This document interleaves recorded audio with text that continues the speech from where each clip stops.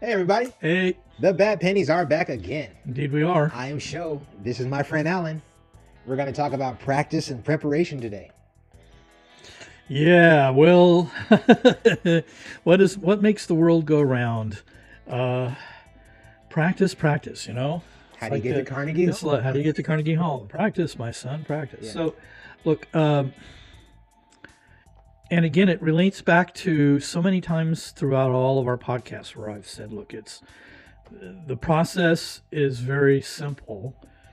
It's just men don't want to do the work. Yeah, They know what they laziness. need to do, but they just don't want to do it. Is And- it? Yeah, because a lot of people feel like they can just fall into success, but you can't fall into. Yeah, you because they've been watching television and movies so long that make it look all easy and that you just Yeah. can stumble and you watch a Hallmark movie and bada boom, bada bing, you've got the relationship Right. of a lifetime and you didn't have to do anything. You didn't have to do any of the work. You didn't have to go through the tough stuff other than the boy meets girl, boy does something stupid, girl kicks boy out, Yeah. boy begs to, Yeah. it's just all ridiculous, right? Because it's not real life. But the biggest So- thing is that when you want to be successful at something, it requires you to actually put in the time and effort to prepare and practice and Right. make sure that you Well, are. that's practice is part of the preparation, and Yeah. and so one of the things that I really enjoy are all of the great phrases from Roman times that are 2,000 to 3,000 years old. Such as? Well, one of my favorites is Amat Victoria Curum. Amat Victoria Curum. I can't even say it. Amat Victoria Curum. And what it means is victory, or a literal translation may actually be success, loves or favors preparation, or a literal Success favors preparation. yeah, and interestingly, the literal translation is take pains. Okay, because preparation Success favors takes pains. is taking pains Take pain? to do the work. Okay. All right, because the work isn't, Easy.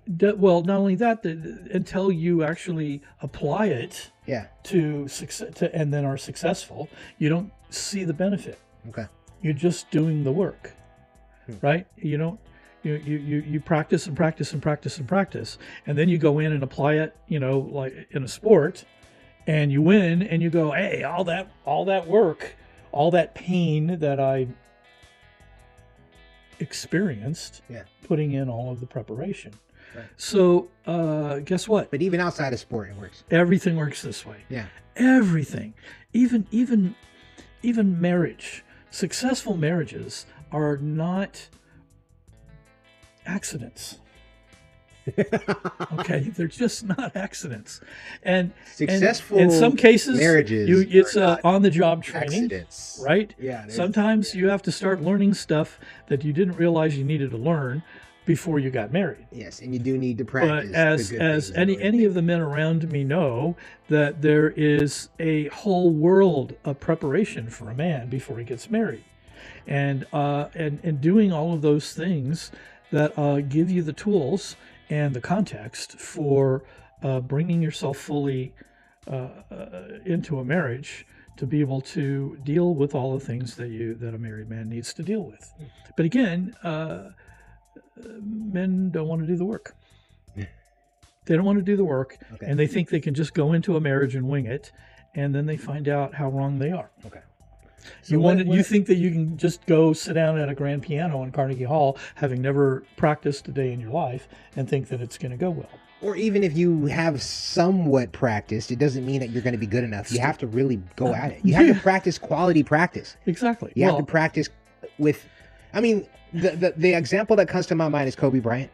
How he, did like practice after practice after practice on one day. He practiced like 4 times a day. And he's practicing like 1,000 free throws, and he's practicing one-on-ones, and he's practicing all the fundamentals and the basics in order to be. When you're solid on these things that you don't have to think about, then it gives you more brain power to think about the things that you do need to think about. So, Otani having 3 home runs. Yeah, that's not a gift. And 6 I think it was no-hitting four- innings and 10 strikeouts. 10 strikeouts, 6 no-hitting innings, and 4 home runs. Well, I thought it was 3. I think it was 4. I don't know. Anyway, It could be 3. Could be 3. I'm not a Dodger fan like that, but I saw the game. Go Dodgers. Okay, So, but yeah. But even That's not Ohtani, impressive. he didn't accidentally become a great baseball player. he still practices. He practices. He still He has practices. to work out. He still practices. He has to lift weights. He has to do the hand-eye coordination stuff. He has to do all. You can't just accidentally be great. I when I went to music school, and a big part of going to music school, of course, is practice. Practice. And we had a whole dorm dedicated. All the rooms in this dorm had been converted to practice rooms. Okay. And yet you booked, your practice room time, daily basis or whatever. And there were lots of them. And almost every room had a piano in it. And I would go in and, to practice. And some of the real virtuoso pianists were often next door. Practicing. Practice. And here's the thing. They would come in, you could hear them come in, close the door. And what did they do?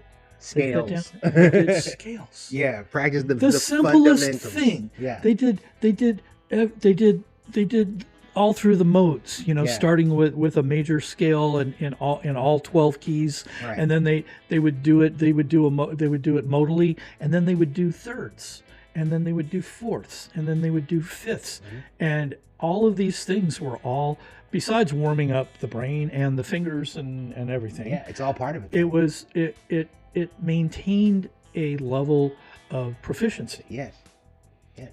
And they were the most dedicated.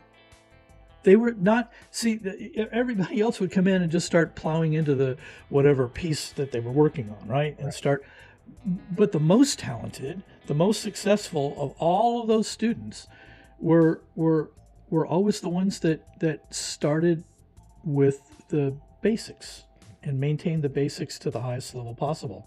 And the thing is, sometimes they would do it slow, and then they'd go faster and faster and faster until they were doing it so fast you even sitting next door, I would have to just stop practicing and just listen to how amazing it was, right? Okay. But that's the deal, because you can't run until you can walk, and you can't walk until you can crawl. And so even today with my new practice these days is with the native flute. And I practice, when I pick up the flute, I just do scales. I just go up and down the flute and all its different incarnations. And I do it legato, I do it, piccato, I do it all kinds of ways, all basically because then when I start to actually play something, trying to make some music out of it with whatever little music that I can make out of it, it comes much easier. Right. And I don't make mistakes, right? Or at least not as many. Yeah. So if you ever want to get good at something, you have to practice it. Everything. But here's the thing, everything. Even virtuosos practice, like you said. Everything even, you do. Whoever your gifted and talented people are that you can think of in whatever realm that you're in, there's practice. There's fundamentals, there's skills trainings. You want to take something simple? Go. Phone calls. Phone calls. I'm told I do good phone. Huh? You do what? I do good phone. When I talk to people on the phone, okay, I do it really well. I give good phone. Whatever that it sounds a little sexual, but it's not. We're talking about getting calls from clients, getting calls from men, from women, from all kinds of things. Doesn't matter what it is. When someone's on the phone, I do it really well. Okay. Did I start out my life doing it that way? No. In fact, when I pick up the phone, I was usually awkward. Were phones invented when you were? Yeah, they were. I mean, it was that Alexander Graham Bell thing. Yeah, It was about this. The two-piece where you ring for the operator. You call the operator and have Mabel patch you in. So no, the thing is that I started when it became important, because I was cold calling people who could potentially hire me.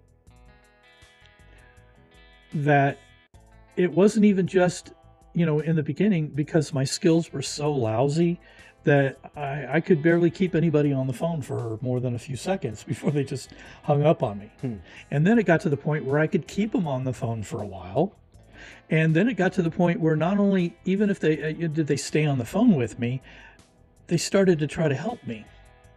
Even if they couldn't help me personally, as far as hire me, use me for, because in those days I was working to become a professional photographer.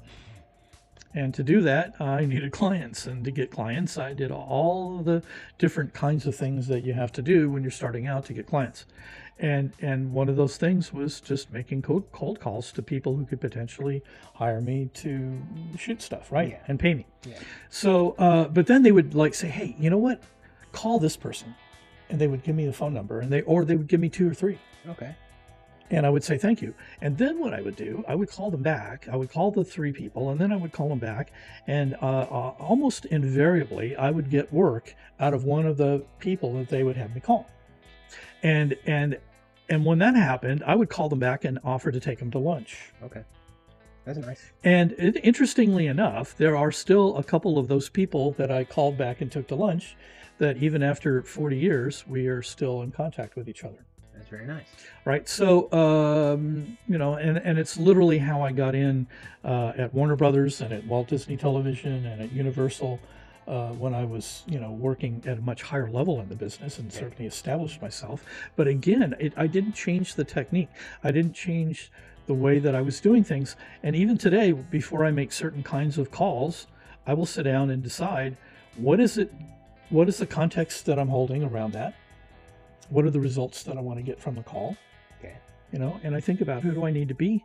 And this is all something you learned. Where do I need to come from? And this is all because of practice and practice and practice and paying attention. And because you can't, if you just practice and you don't pay attention, you won't get anywhere anyway.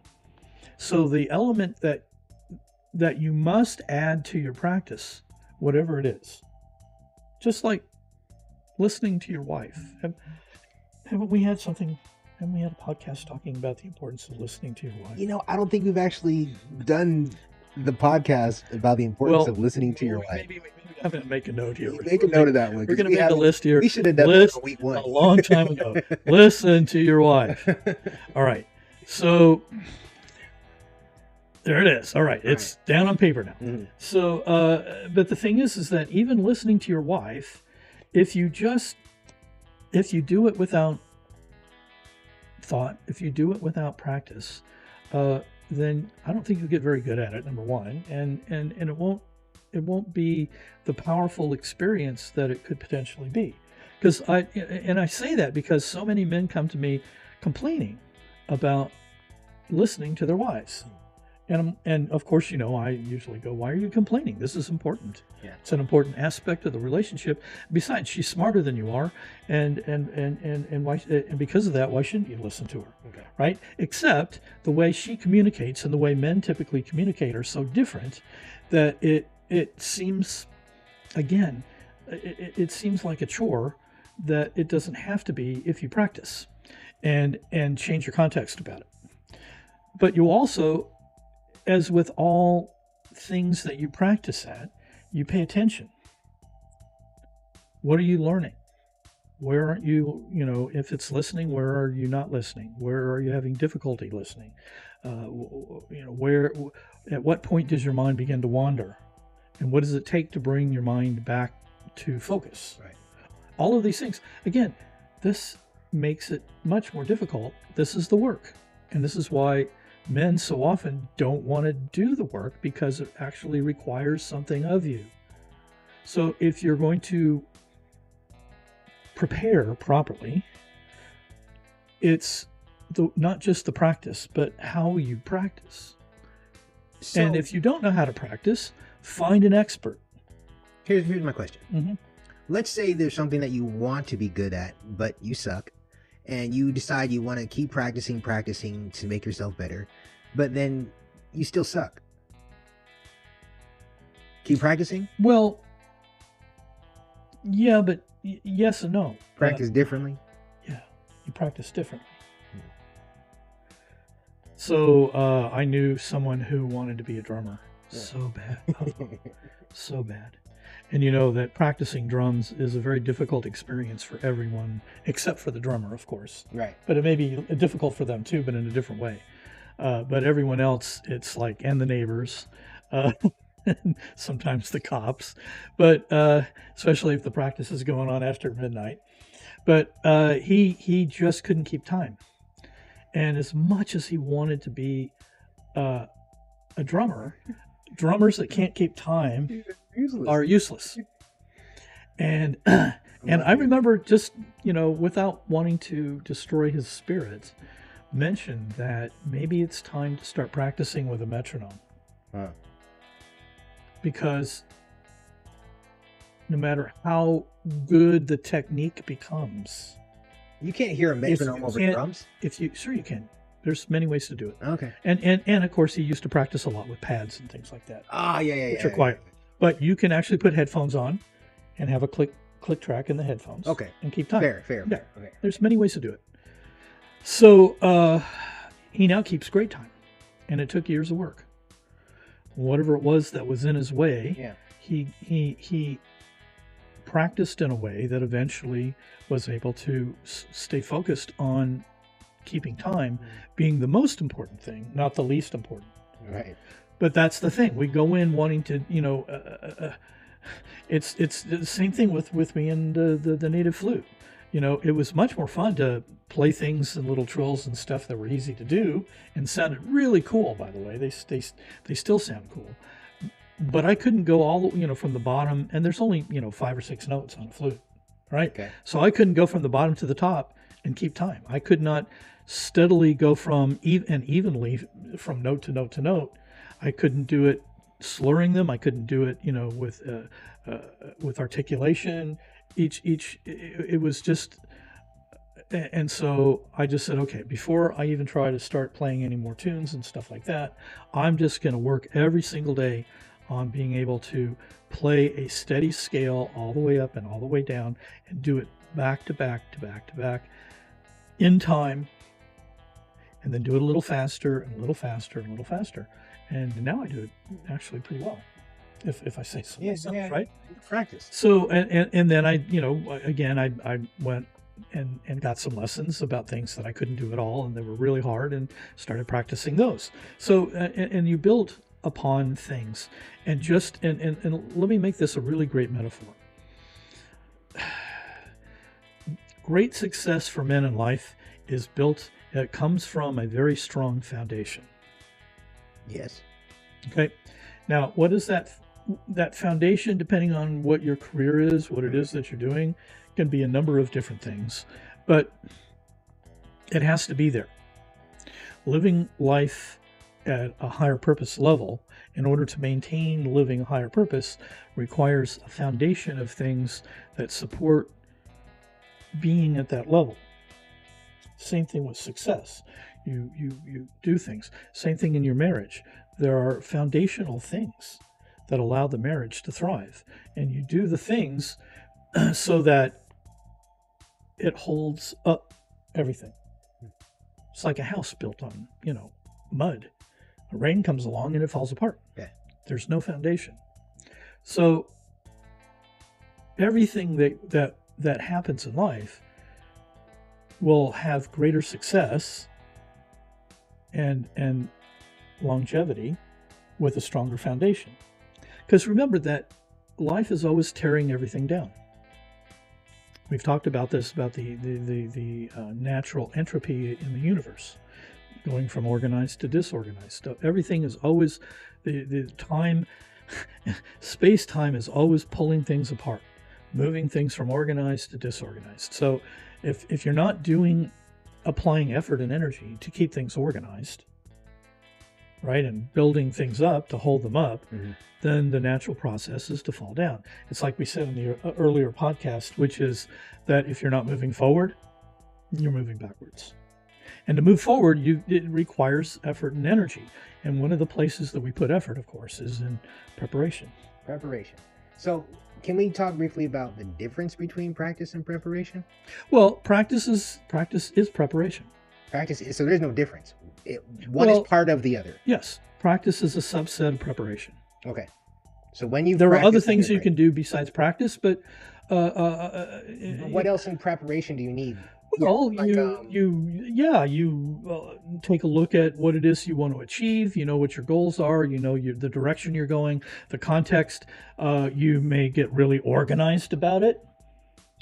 Determine the order of practice. Mhm. You evaluate as you go along. Yeah. That's part of preparation is evaluation, right? Yeah. You get help. Mhm. Ask for help. Like I said earlier, you know go to someone who's a master already. Right. Find out what things you need to do to practice that will help you master like they did. Yeah. When you're in practice is when you're able to identify your weaknesses and then work on them. Right. Yes. Well, yeah. If you're doing practice right, you will not only identify your weaknesses, but Yeah. the practice is working on the weaknesses. Practice is working on the weaknesses. Yes. Yeah. You're actually applying what you know about where you're weak, so it can become strong. Right. Whatever it is, in every area of life. Okay. Okay. Cool. Cool. Thanks, Alan. You're welcome. We are the Bad Pennies, We are. and we will be back. Have a good one.